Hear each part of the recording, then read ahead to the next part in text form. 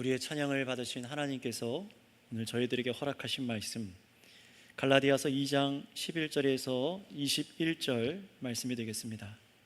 오늘 연속해서 갈라디아서 네 번째 연속 설교로 우리 갈라디아서 2장 11절에서 21절까지 말씀을 저 한 절 여러분 한 절 돌아가며 교독하도록 하겠습니다. 11절부터 보시겠습니다. 게바가 안디옥에 이르렀을 때에 책망받을 일이 있기로 내가 그를 대면하여 책망하였노라.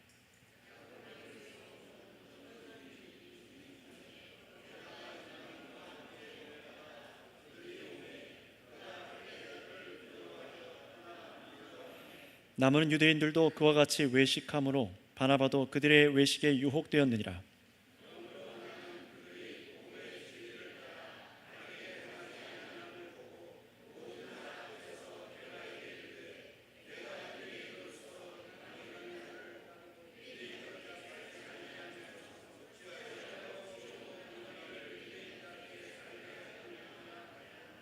우리는 본래 유대인이요 이방 죄인이 아니로되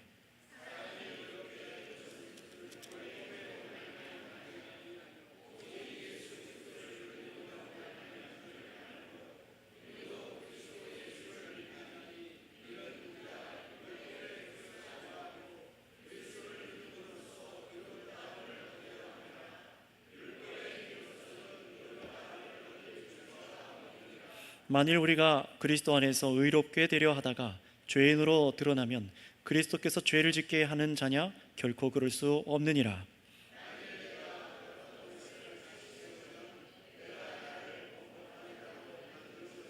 내가 율법으로 말미암아 율법에 대하여 죽었나니 이는 하나님에 대하여 살려 함이라.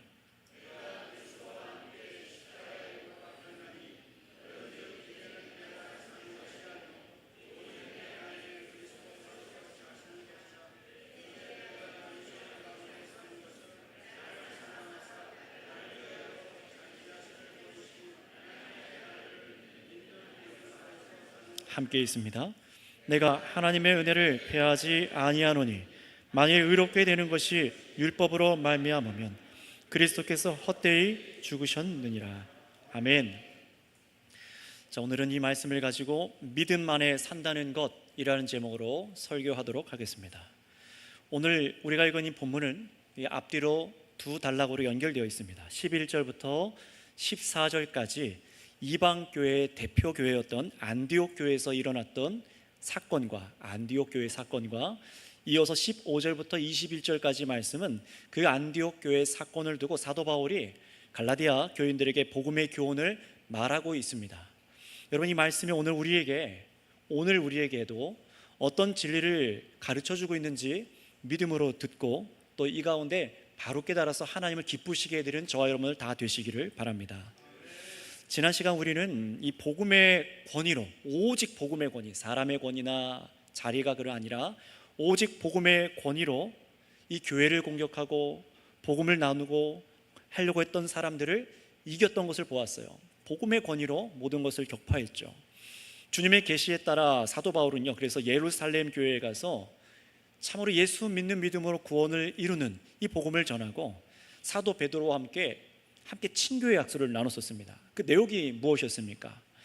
단 한 가지 복음, 예수님께서 우리 죄를 대속하시기 위해 십자가에 죽으셨다는 것과 이 십자가에 달려 죽으신 예수님을 우리가 믿을 때에 우리가 구원을 받게 된다라는 것이었습니다. 예수님을 믿음으로 구원에 이르는 이 복음을 이제 서로 이 사도 바울과 이 베드로 사도들이 함께 같이 이제 확인하고 이제 어떻게 했습니까? 이 유대인들을 향해서는 이 베드로와 사도들이 할례 받은 유대인들을 향해서 이 믿음의 복음을 전하기로 했고, 그리고 이 사도 바울은 이방인들을 향해서 할례를 모르는 저와 여러분들처럼 율법을 몰랐던 우리 모든 사람들에게 나아가서 이제 이 믿음의 복음을 증거하자라고 친교의 약속을 함께 나눴었어요. 그리고 후에 이 사도 베드로는 유대 예루살렘 교회에서부터 400km 위로 올라가서 떨어져 있는 이방인 선교의 가장 중심지 중에 하나인 교회였던 안디옥 교회에 방문을 하게 됩니다. 그리고 사도 베드로는요, 이 이방 교회에 가서 이방인 그리스도인들과 함께 그들이 살아가는 삶의 방식대로 함께 살아가고 또 그들과 함께 식탁에 앉아서 음식을 먹고 마셨어요. 여러분, 그런데 금방 여러분 얘기 드린 것, 당시의 유대인들과 이 이방인들이 한 식탁 안에서 밥을 먹고 교제한다, 이거 우리가 보기엔 별거 아니잖아요.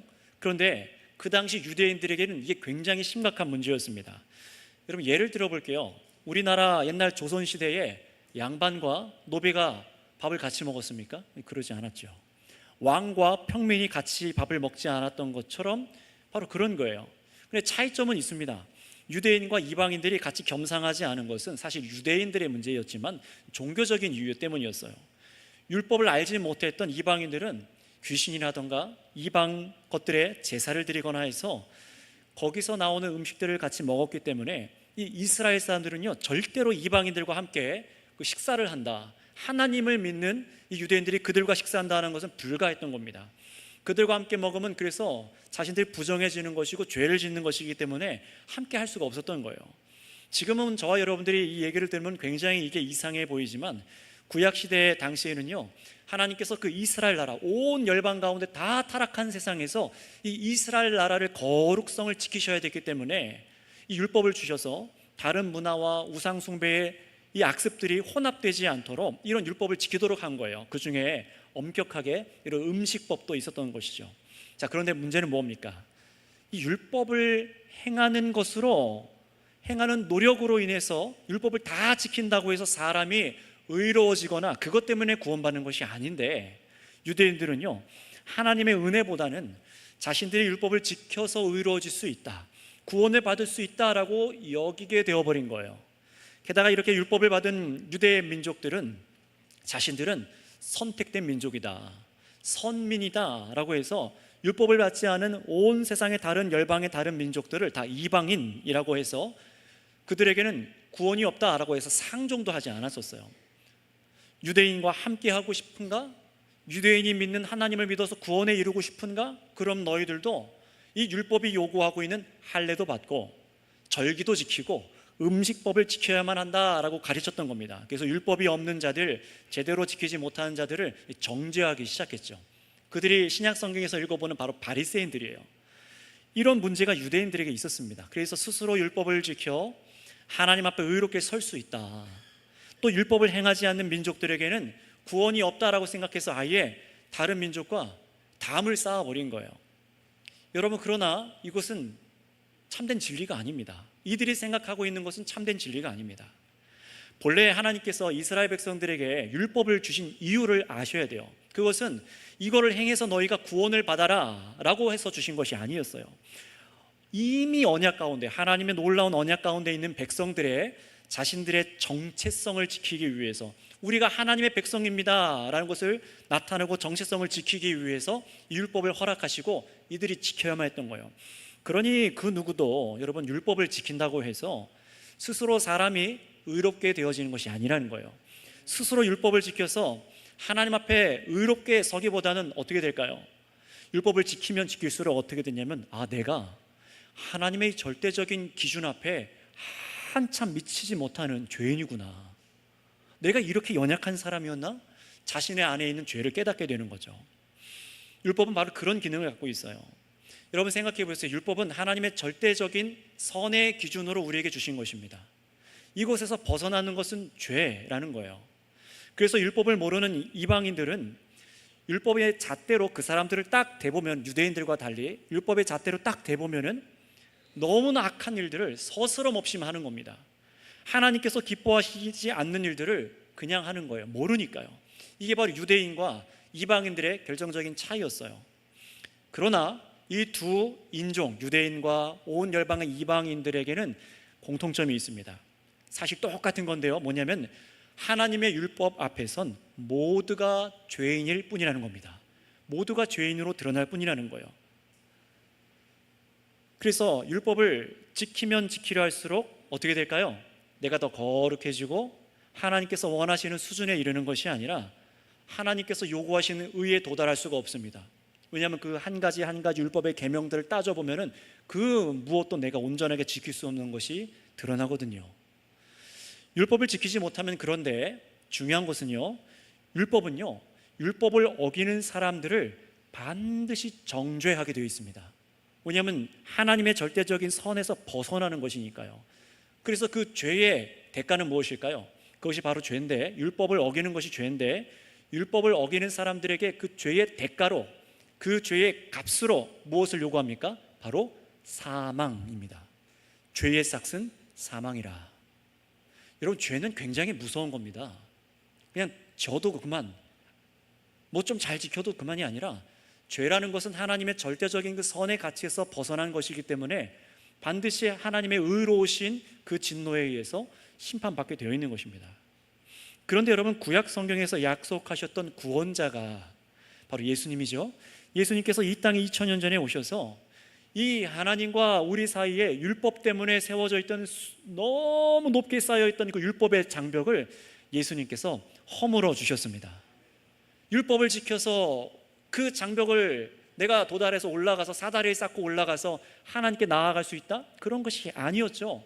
그런데 그 율법 아래 모든 사람들이 다 죄를 졌기 때문에, 모든 사람들이 율법 앞에 서면은 전부 죄인이 되기 때문에 심판받고 사망에 이르러야 하기 때문에 예수님께서 뭘 하셨다고요? 율법의 그 벽을 완전히 허물어 버리신 거예요. 하나님과 사람 사이에도, 그리고 사람과 사람 사이에도 이 율법이 가로막고 있었던 벽을 예수님이 허물어 버리십니다. 그게 어떻게 가능했냐면은, 여러분, 예수님만이 유일하게 하나님의 율법을 지키신 유일한 분이신 것을 믿으시기 바랍니다. 예수님만이 유일하게 하나님의 모든 율법을 지키셨어요. 사실 어떻습니까? 예수님은 하나님이십니다. 성자 하나님이십니다. 하나님 아버지와 성자 예수님과 성령 하나님 한 분이시죠. 근데 이 하나님께서 율법을 만들고 사람들에게 주신 거예요. 이 기준대로 살아라. 그런데 예수님께서 그 기준 아래로 들어가신 거예요. 안 지켜도 되는 거잖아요, 사실요. 여러분, 세상에서 고위 간직에 있는 이 법을 만드는 사람들이 있다고 생각해 보세요. 근데 그들이, 서민들은 그렇게 법을 엄격하게 잣대를 들이밀어서 우리들을 심판하려고 하는데, 자신들은 그 밖에 치외권에 있다. 나는 정치인이고 나는 이런 법을 다루는 사람이니까 나는 예외. 여러분, 이런 것 때문에 우리가 막 화가 나는 거 아니겠습니까? 근데 예수님은 그러지 않으셨어요. 저와 여러분들에게 이 거룩한 율법을 허락하시고 자신도 그 율법 아래 들어오셔서 그 율법을 다 순종하셨습니다. 그 예수님이세요. 그런데 이렇게 순종할 수 있었던 이유는 예수님이 단순히 사람만이 아니라, 사람일 뿐만 아니라 완전한 하나님이셨기 때문에 그렇습니다. 모든 신성과 모든 인성을 함께 갖고 있었던 하나님의 아들이셨죠.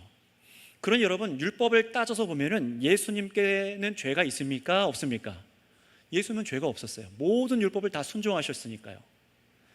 율법이 그래서 죄인에게 요구하는 죄의 대가인 처벌, 그 사망의 처벌을 예수님께서 사실 당하실 필요가 없으셨습니다. 그런데 여러분, 예수님께서는 어떻게 하셨습니까? 바로 범죄한 우리를 사랑하셔서 그 큰 사랑으로 이 세상에 있는 사람들의 죄를 자신의 몸에 짊어지시고 우리가 당할 죄의 대가인 사망을 십자가 위에서 처벌로 당하셨습니다. 이게 바로 예수님의 대속의 사건이에요. 그리고 놀라운 것은 이 예수님의 대속의 사건을 믿는 사람들은요, 이 예수 그리스도를 믿는 사람들은 이제 더 이상 율법이 요구하던 처벌을 받지 않습니다. 정말 그럴까요? 여러분, 우리는 예수님 믿고 살아가면서도 죄를 짓잖아요. 연약해서, 또 실수해서, 또 속기도 해서 원치 않는 죄를 짓기도 합니다. 그럼에도 불구하고 여러분, 이 절대적인 하나님의 율법에 의해서 처벌받지를 않는다는 거예요. 왜 그럴까요? 그것은 하나님께서 너 예수 믿어? 그래, 너는 내가 눈 감아줄게, 이게 아닙니다. 왜 그렇습니까? 예수님을 믿을 때 성령으로 예수님께서 나와 함께 연합되어지는데요, 바로 그 예수님께서 내가 가지고 있던 과거의 죄, 현재의 죄, 미래의 모든 죄의 짐과 그 죄의 대가인 사망의 짐을 예수님께서 다 대신 지셨기 때문입니다. 그 짐이 이제 나에게 없는 거예요. 예수님을 믿는 사람은 그 죄의 짐이, 대가가 나에게 없는 겁니다. 예수님께서 나 대신 전부 그것을 자신의 몸에 지시고 사망의 대가를 자신의 몸에서 치르셨기 때문입니다. 온몸이 찢겨가면서 양손과 양발에 못에 박히시면서 모든 물과 피를 흘리시면서 예수님께서 그 죄의 싹 저와 여러분들에게 쏟아져야 될 하나님의 진노를 본인 몸에 쏟으신 거예요. 율법에 의하면 죄가 없는 분이요. 그러니 믿음으로 예수님께서 성령으로 저와 여러분들과 함께 한다면은 여러분 어떠한 정죄함도 없는 것입니다. 그래서 지난 금요 기도회 때도 이렇게 기도했잖아요. 누가 여러분들을 정죄합니까? 예수 그리스도 안에서 누가 여러분들을 정죄합니까? 왜 스스로 예수 그리스도를 믿어놓고 죄책감에 사로잡혀서 나는 할 수 없다 라고 저 구석으로 들어가서 하나님의 주신 사명도 감당하지 않고 여전히 죄와 타협해서 포기하고 인생을 살아갑니까? 우리 그러지 맙시다 하고 예수님의 이 보혈의 공로에서 얼마나 우리가 자유하게 됐는지 이것을 깨닫고 함께 기도하는 시간을 가졌었습니다. 여러분, 예수님의 복음은 우리에게 자유인 줄 믿습니다. 그러니 꼭 기억하세요. 하나님 아버지께서 이 인류 사람 안에 있는 죄를 처리하시고 용서하신 방식은 세상과 달랐어요. 죄인을 대신해서 자신의 하나밖에 없는 아들을 희생하는 한량없는 사랑과 은혜로 우리를 구원하신 것입니다. 그렇게 죄 문제를 해결하신 거예요. 이 은혜의 복음이 바로 이 땅 위에 십자가 부활과 성령으로 이 땅 가운데 펼쳐지기 시작한 거예요. 2000년 전에요. 그래서 사도 바울은 바로 이 복음이 놀라운 유일한 복음이다, 우리를 구원하는 유일한 복음이다, 이것을 단 하나의 복음인 것을 깨닫고 예수님으로부터 받아서 이 계시를 받아서 믿고 본인도 누리고 정말로 기쁨으로 나아가 복음을 전하기 시작한 겁니다. 이 복음 때문에요. 여러분, 그리고 베드로 사도도 어땠습니까? 지난 시간에 보셨던 것처럼 예루살렘 교회에서 오직 이 믿음만이 우리를 구원에 이르게 하는 복음입니다, 서로 확인하고 가만히 교회에 숨어 들어온 가짜들, 유대주의자들이 요구하던 할례를 받아야 된다, 할례를 받아야 된다, 막 그렇게 율법을 요구하던 사람들에게 아예 선을 그어버렸죠. 아니야, 그걸로 구원받는 게 아니야. 베드로는요, 그 후에 어떻게 합니까? 이후에 이방인 이 안디옥 교회에 와서 예수님으로 받은 이 놀라운 복음을 우리가 함께 누리고 있습니다라는 것을 보여줬어요. 더 이상 할례 받지 않은 이방인들과 이 유대인들이 따로 음식을 먹지 않는 거예요. 엄청난 일이 일어난 겁니다. 장벽이 사라진 거예요. 예수님 안에서요. 우리가 예수님 안에서 한 형제가 자매가 되었습니다. 여러분들이 날과 절기를 지키지 않고 할례도 받지 않고 율법적으로 살지 않지만 이제 예수 그리스도 안에서 참으로 다 죄 용서받고 정말 한 형제 자매가 되었습니다. 그걸 삶의 모습으로 보여줬던 거예요. 여러분, 오직 예수 그리스도의 복음만을 이렇게 높이게 된 줄을 믿습니다. 이 삶으로 높인 거예요. 자, 그런데 여러분, 곧 이어서 아주 충격적인 사건이 이 안디옥 교회에서 일어납니다. 이걸 안디옥 사건이라고 하는데요, 처음 들어보신 분들도 계시겠지만 오늘부터 들어보세요. 기억하셔야 됩니다. 안디옥 사건, 그게 도대체 뭔가를 기억하기 위해서, 알기 위해서 우리 11절부터 13절까지 말씀을 읽어보겠습니다. 시작. 게바가 안디옥에 이르렀을 때에 책망받을 일이 있기로 내가 그를 대면하여 책명하였노라. 야고보에게서 온 어떤 이들이 이르기 전에 게바가 이방인과 함께 먹다가 그들이 오매 그가 할례자들을 두려워하여 떠나 물러가매 남은 유대인들도 그와 같이 외식함으로 바나바도 그들의 외식에 유혹되었느니라. 아멘. 보세요. 이 베드로 사도와 안디옥 교회 이방인 성도들이 이 예수 그리스도의 복음 안에서 함께 식탁에서 음식을 같이 먹고 있어요. 그런데 곧 있어서 야고보, 예루살렘에서부터 야고보 사도가 보낸 이 할례 받은 유대인들이 들어온 거예요. 이 유대인들은 뭘 받아야 된다고요? 태어나면서부터 할례를 다 받았어요. 그리고 같이 이방인들과 밥을 안 먹었습니다. 이게 뿌리 깊게 박혀 있는 거예요. 이 베드로도 이걸 알고 있습니다. 머리로는 예수 그리스도를 믿음으로 다 한 형제자매다, 할례도 음식법도 다 필요 없다라는 걸 아는데, 본질이 아닌다 아는데 저 정통 유대인들이 싹 들어오니까 겁이 난 거예요. 어떻게 했을까요? 그 자리에서 음식 들고 일어난 거예요. 그 자리에서 벌떡 일어나서 나가버린 겁니다. 어떻게 됐을까요? 베드로 사도가 음식을 먹다가 일어나니까 이 사도 베드로도 이렇게 일어나는데 이거 아닌가 하고 옆에 있던 유대인 그리스도인들이 다 같이 일어나 버렸어요. 나가버렸어요. 그리고 사도 바울과 함께 동역했던 바나바마저도 유혹받아서 여기서 흔들려서 자리를 떠나버립니다. 그러니 여러분 생각해 보세요. 그 상황을요. 이 안디옥 교회 이방인 성도들만 덩그러니 남아서 당혹스럽지 않았겠습니까? 얼마나 당황스럽겠어요. 그 행동을 보면서 바울은 어떻게 했을까요? 바울도 여러분 정통 유대인이라서 할례를 받은 사람이었기 때문에 베드로와 같이 유대인 그리스도들과 함께 이거 아닌데 걸리면 큰일 나는데 하면서 일어나서 같이 나갔을까요? 안 그랬습니다. 우리 14절 한번 읽어보겠습니다. 14절입니다. 시작.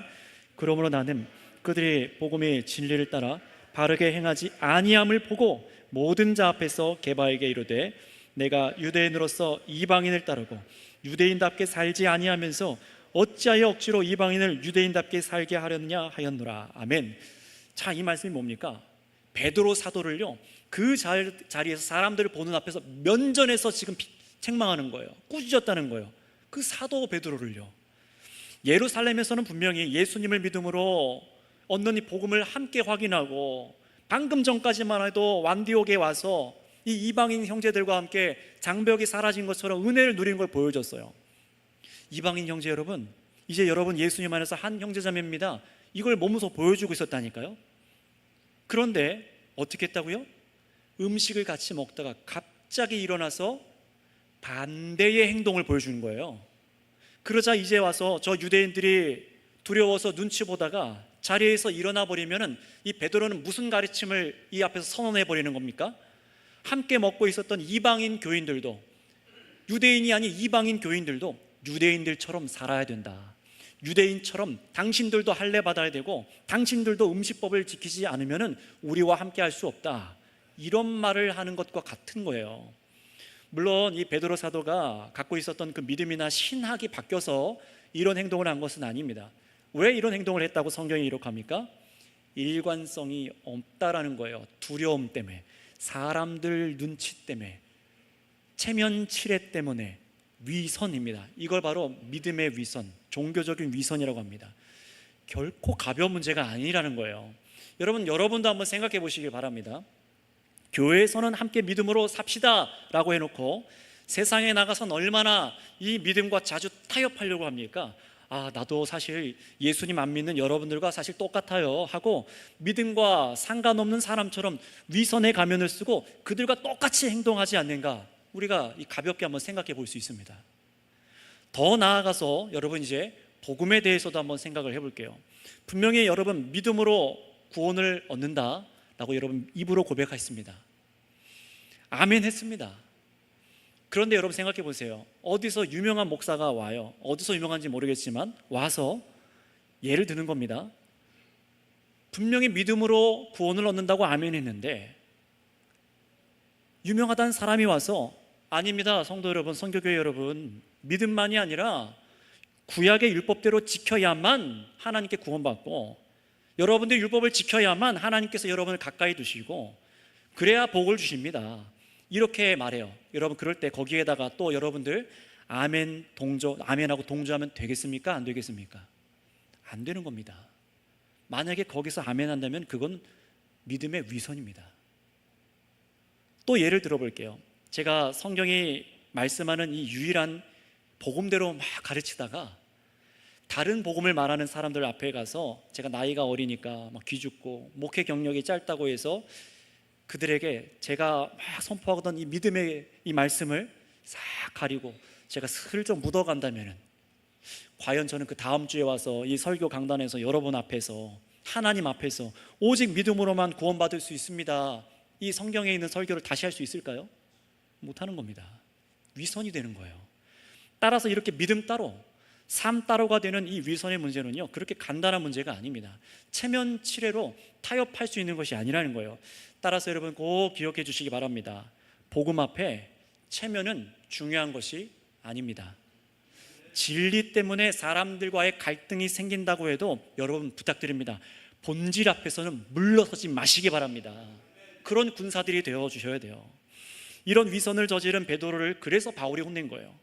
그런데 그것도 누구를요? 무려 베드로 사도를요. 예루살렘의 기둥 같은 사도, 예수님과 함께 했던 수제자 베드로를 이 바울이 사람들 보는 앞에서, 면전 앞에서 꾸짖은 거예요. 여러분 사도 바울이 왜 이렇게까지 해서 사도 베드로를 이렇게 혼낸 것일까요? 기회다. 내가 저 베드로보다 더 뛰어난 사도인 것을 증명하자. 그래서 혼낸 것입니까? 그렇지 않습니다. 이 사도 바울이 질책한 이 모습을 이 말씀에서 보면은 자칫 보면은 그냥 건방져 보이고 교만한 것 같고 사람을 훈계하는데 별로 지혜롭지 않아 보일지 모르지만 그렇지 않습니다. 베드로는요 지금요 공개적인 자리에서 잘못을 저지른 거예요. 이 베드로는요. 게다가 그의 잘못은 누구 앞에 죄 지은 겁니까? 하나님 앞에서 죄를 지은 거고, 그 일 때문에 함께 있는 유대인 성도들에게도 똑같은 죄를 짓게 만들었으며 이방인 성도들에게 굉장히 큰 상처를 준 죄를 지은 거예요. 그러니 혼낸 거예요. 따로 분노로서 홀로 그냥 서 있는데 나중에 아유 왜 그랬어요? 그렇게 할 수 있는 사안이 아니었던 겁니다. 진리의 문제인 거예요. 이거는요 사람이 죽고 사는 문제입니다. 바울이 이 안디옥 사건 얘기를 하다가 이 갈라디아 교인들에게 이 안디옥 사건을 얘기한 이유가 뭘까요? 왜 이런 안디옥 사건을 갈라디아 교인들에게 편지에 써서 이렇게 얘기를 하기 시작한 걸까요? 그 이유는요 나중에 또 한 가지를 보겠지만, 첫 번째는 이 바울이 갖고 있는 이 복음, 이 성경이 말하는 이 복음은요 갈라디아 이방 교회에게만 적용되는 것이 아니라 어디든, 그게 어디든 예루살렘이든 유대주의자들 앞에 있는 곳이든 심지어 사도 베드로에게든 늘 동일한 권위로 복음이 적용된다라는 것입니다. 복음만이 권위라는 거예요. 사람 앞에서 눈치 보면서 복음을 적용하고 말고 이게 아니라는 겁니다. 바울이 전한 예수님을 믿는 믿음으로, 예수님을 믿는 믿음으로만 이 구원을 얻는 복음이 이 바울의 사적인 복음이 아니라는 거예요. 모든 곳에서 진정한 복음이라는 것을 깨달으세요 라고 갈라디아 교인들에게 얘기하는 겁니다. 저와 여러분들에게도 그렇게 얘기하고 있는 거죠. 자, 그렇다면 여러분, 이어서 이 안디옥 사건을 가지고 이 사도 바울이 뒤에 우리 모두에게 이 교훈하고 있는 중요한 부분을 보기 전에 잠시 중요한 적용을 한 가지 한번 해볼게요. 오늘 이 앞부분의 말씀은요 믿음에서 흔들린 자를 정죄하라, 바울이 베드로를 정죄한 것처럼, 꾸짖었던 것처럼 정죄하십시오, 그걸 가르치는 말씀이 아닙니다. 베드로와 같은 믿음의 사람도 넘어지고 죄를 짓기도 하는 것을 우리가 본 거예요. 그래서 야고보 사도도 나중에 야고보서 3장 2절에 가면 뭐라고 말하면 우리가 다 실수가 많으니 라고 말합니다. 무슨 말입니까? 예수님 믿어도 우리는 실수하기도 하고 중대한 범죄를 저지를 수 있다는 것을 기억하라는 거예요. 연약합니다, 우리는요. 그러니 늘 우리는 겸손해야 됩니다. 사람의 체면이라던가 두려움 때문에 여러분의 신앙을 버리는 일이 없도록 하시기를 바랍니다. 그리고 또 한 가지는 여러분의 행동이 함께하는 내 옆에 그리스도인들, 형제자매들, 나의 가족과 이웃에게도 영향을 미친다는 사실을 기억하셔야 돼요. 이것이 목사나 장로님들과 집사님들, 권사님들께서 더 주의해서 들으셔야 될 말씀이기도 합니다. 나의 잘못된 선택 때문에 다른 사람들이 실족할 수도 있어요. 분명히 교회에서는 예수님 믿는 믿음으로 살아갑니다, 아멘 할렐루야 하는데 세상 바깥에 나가서 아무도 안 볼 거라 생각하는 그 자리에서 믿음과 다른 방식으로 살아가는 것을 연약한 성도들이, 갓 교회에 나온 성도들이 본다고 생각해 보세요. 어떻게 될까요? 실족하는 거죠. 그러나 그게 아니라 여기서도 오직 믿음으로, 세상에 나가서도 타협하지 않고 오직 믿음으로 싸우며 살아가는 직분자들을 보게 될 때에 여러분, 하나님께 영광이 되는 줄을 믿습니다. 우리는 그렇게 살아가야 된다는 거예요. 하나님을 기쁘시게 하기 위해 우리의 체면치레나 두려움, 이걸 넘어서시기를 바랍니다. 자, 그렇다면 여러분, 이어서 이 15절에서 21절은요 앞에 안디옥 사건을 얘기하고 연결되는 중요한 교훈을 이 갈라디아 교인들에게 줍니다. 저희들에게도요.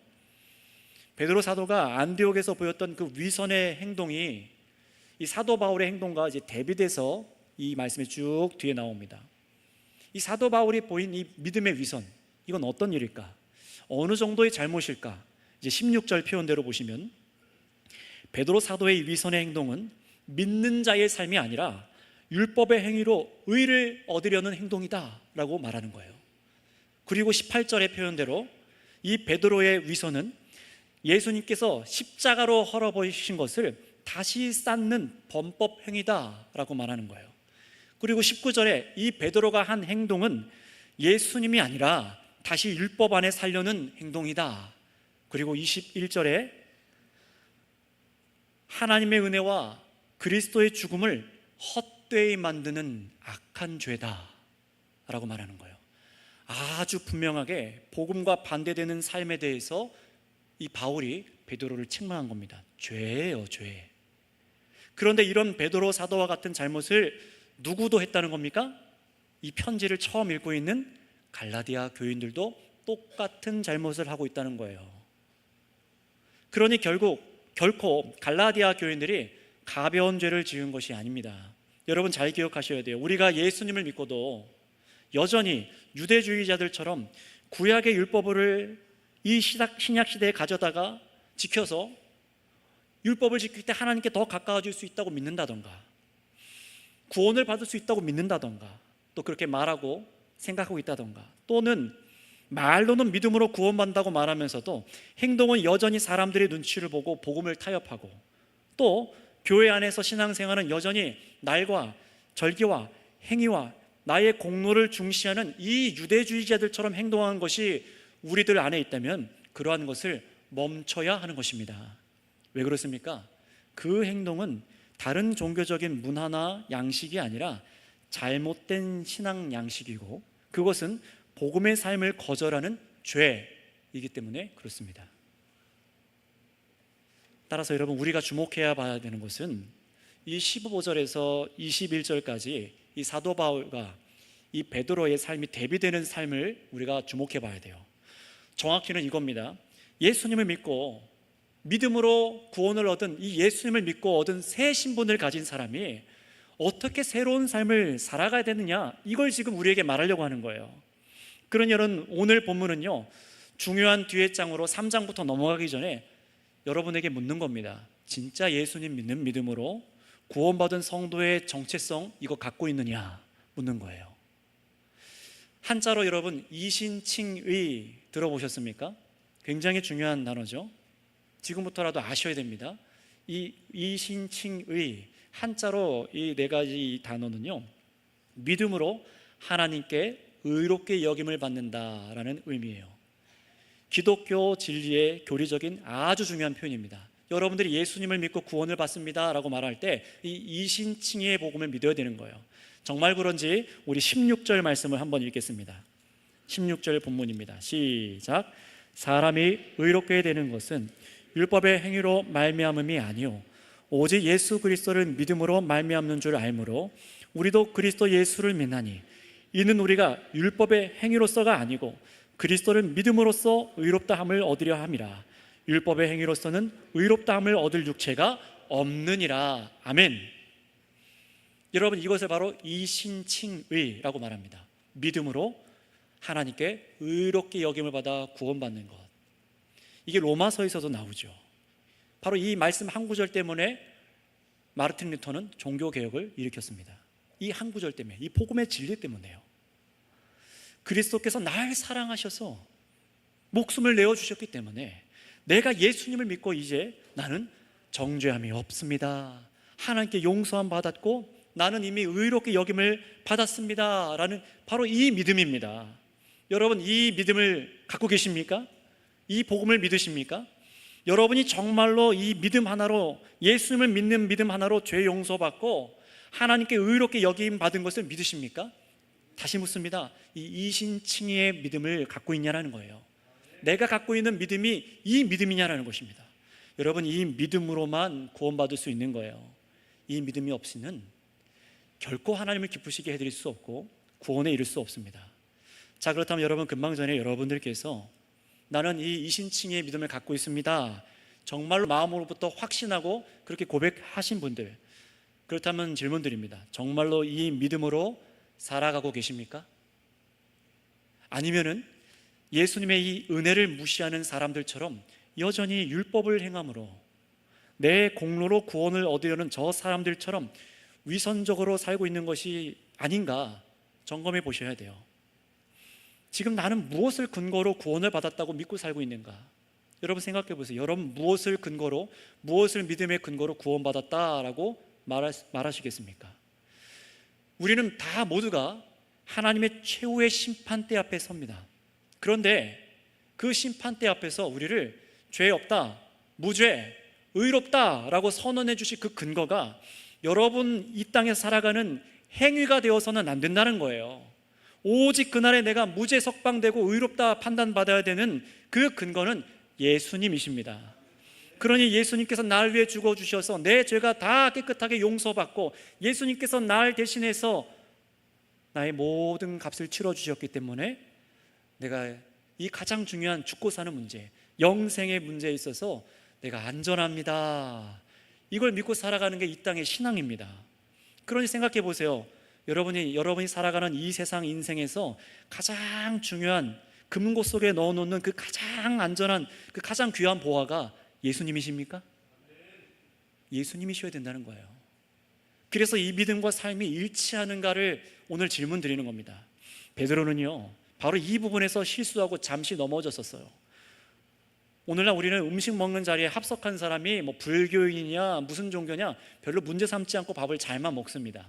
그렇죠? 그래서 이 안디옥 사건이, 이 기록이 별로 와닿지 않으실 수도 있어요. 또 그리고 나는 예수님을 지금까지 모태신앙이라서 몇 대째 예수님 믿고 열심히 믿으니 별로 나는 이 말씀과 관련이 없다라고 생각하실 수도 있습니다. 그래서 여러분들이 이해를 위해서 한 가지 제가 겪었던 작은 예를 설명드리고 조금 더 깊은 세 가지 문을 열고 들어가서 예를 들어보겠습니다. 그리고 설교를 마무리할게요. 예전에 제가 전도사 사역할 때 한 교회에서 있었던 일이에요. 외부에서 목사님들과 외부의 손님들이 굉장히 많이 오는 그런 날이 있었습니다. 그래서 식당에서 음식을 대접하려고 준비하고 있는데 가장 좋은 자리에 거기에 한 편말이 서 있는 거예요. 거기 뭐라고 써 있냐면 귀빈석이 써 있더라고요.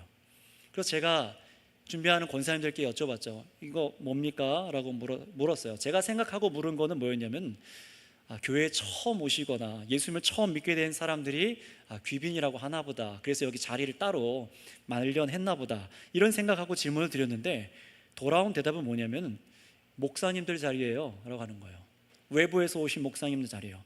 여러분, 그래서 제가 어떻게 했을까요? 이 편말 치우세요. 치우라고 말씀드렸어요. 생각해 보세요. 귀한 자가 있다라는 거죠. 그러면은 덜 귀한 자도 있다라는 겁니다. 그런데 하물며 그것도 교회 안에서 더 귀한 자와 덜 귀한 자가 있대요. 100번 양보해서 그렇다고 한번 해봅시다. 정말로 교회 안에서 귀한 자가 있다고 생각해 보세요. 누가 귀빈입니까? 더 귀한 존재가 교회 안에서 누구입니까? 더 많은 말씀을 지키고 순종하는 사람들일까요? 목회자나 장로님들과 권사님들과 안수 집사님들이십니까? 교단에서 높은 자리를 갖고 있는 사람들입니까? 아니면은 세상의 대통령쯤 돼야 귀빈일까요? 여러분, 우리는 믿음으로 새 것이 되었다고 말하는데 자꾸만 옛 질서의 기준을 여전히 답습하려는 경향들이 있습니다. 교회 안에 있는 여러분들 스스로를 생각해 보셔야 되는 거예요. 그래서 여러분, 이제 두 번째 문을 열고 더 깊이 들어가 보겠습니다. 이번에는 실화가 아니라 예입니다.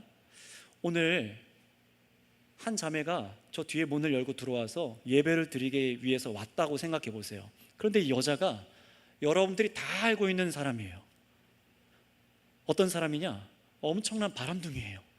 그래서 다 가정을 파탄내고 자신의 몸을 팔고 성적인 일을 하는 사람이에요. 그래서 여기 이 동네 사람들이 다 싫어하고 미워합니다.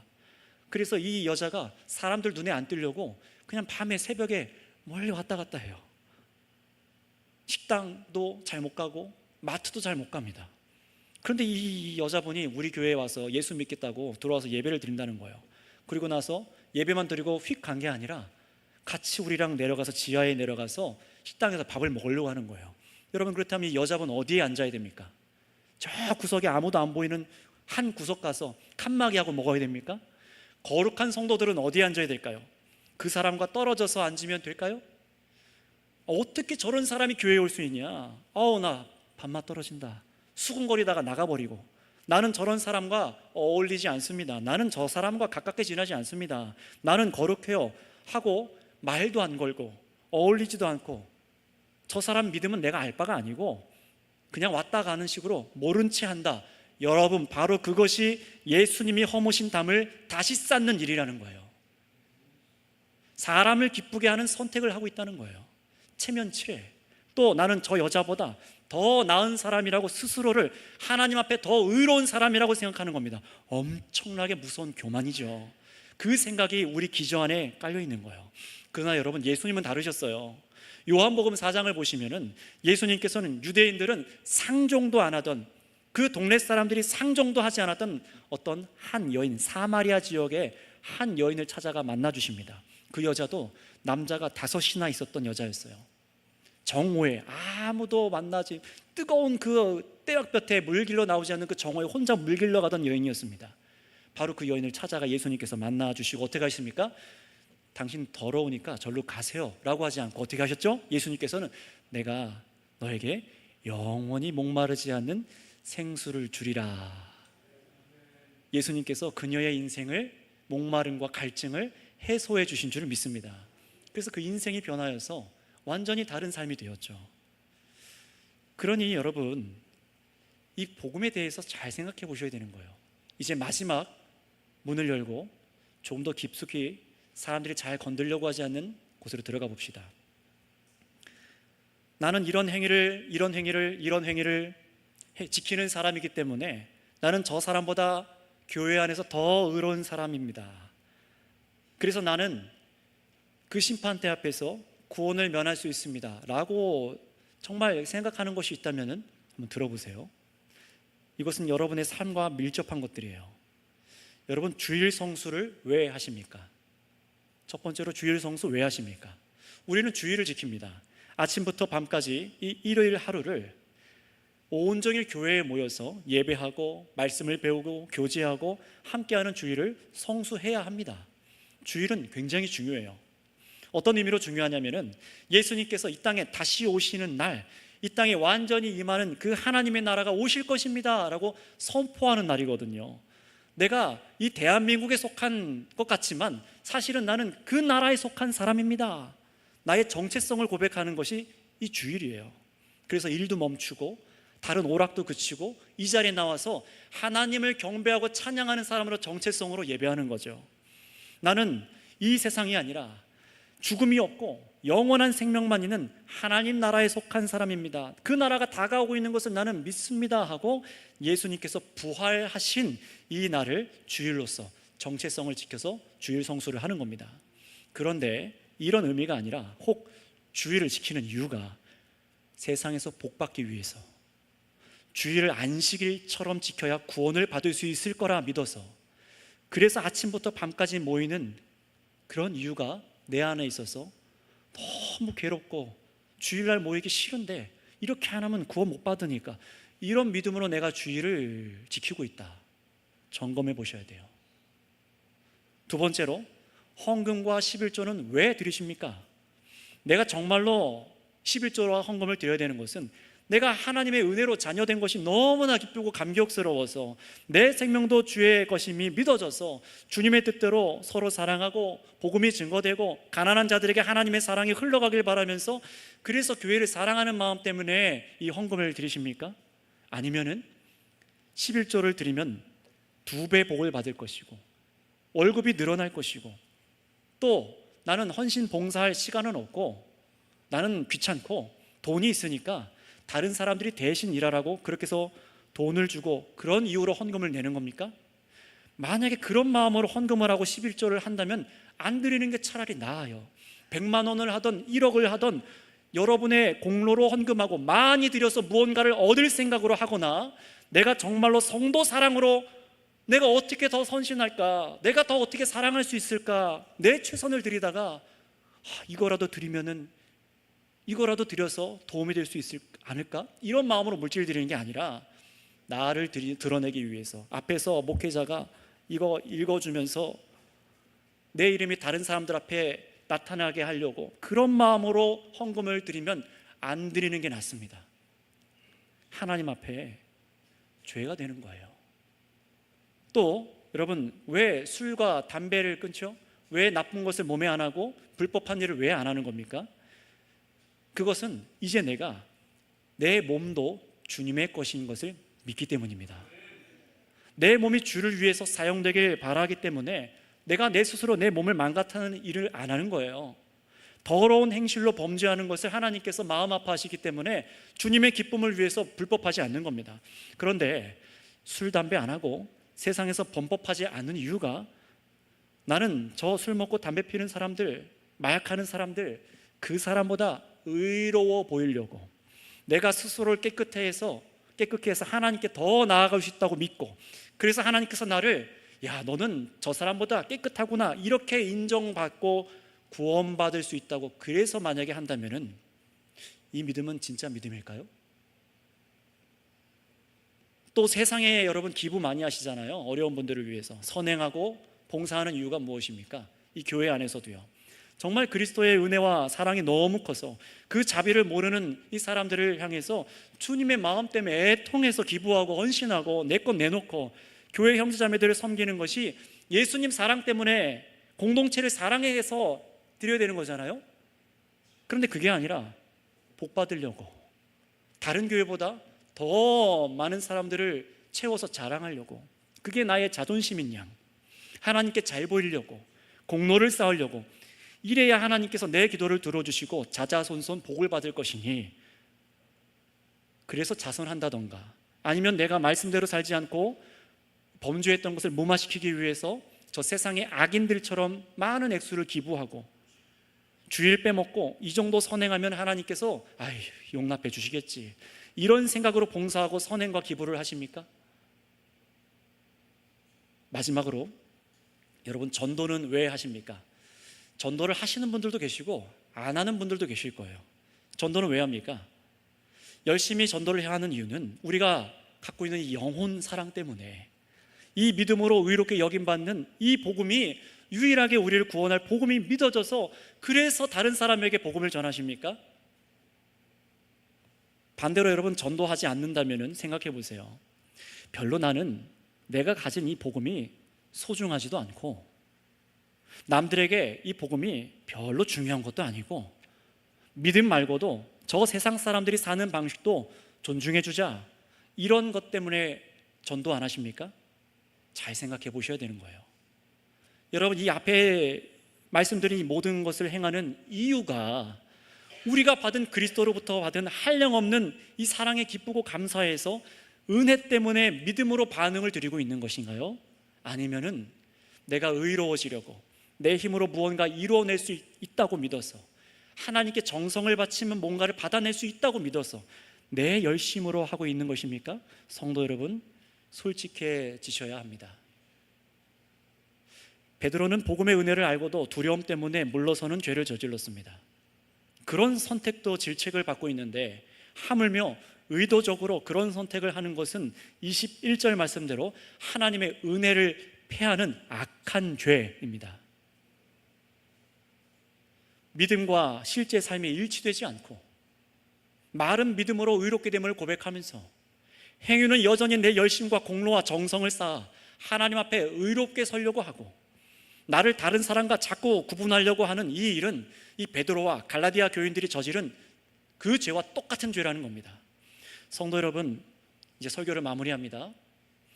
믿음과 일치하지 않는 이 공로를 쌓는 식의 삶을 이제는 완전히 버리시기를 바랍니다. 예수님을 믿는다면요, 그 은혜를 안다면요, 이신칭의의 복음을 내가 갖고 있다면요, 여러분, 그러니 이 삶은요, 믿음으로 예수님과 내가 함께 죽고 예수님 안에 사는 이런 새 삶과는 어울리지 않는 옛 것이다라는 것을 빨리 깨달아야 된다는 것입니다. 다시 율법 아래로 들어가서 무거운 짐을 여러분 등에다가 짊어지지 마시기 바랍니다. 우리 마지막으로 오늘 본문의 핵심 구절의 하나인 20절 말씀을 체크해 놓고 읽고 마치겠습니다. 함께 읽습니다. 시작. 내가 그리스도와 함께 십자가에 못 박혔나니 그런즉 이제는 내가 사는 것이 아니요 오직 내 안에 그리스도께서 사시는 것이라. 이제 내가 육체 가운데 사는 것은 나를 사랑하사 나를 위하여 자기 자신을 버리신 하나님의 아들을 믿는 믿음 안에서 사는 것이라. 아멘. 여러분, 이 믿음대로 살아가시기를 바랍니다. 나는 정말 이 바울의 고백처럼 그리스도 안에 있는가? 그분이 정말 내 안에 계시는가? 이 믿음이 여러분 안에 있는 것을 확신하시고 확인하셨다면 이제 저와 여러분이 이 땅에 사는 것은 오직 이 믿음으로 사는 것이어야 합니다.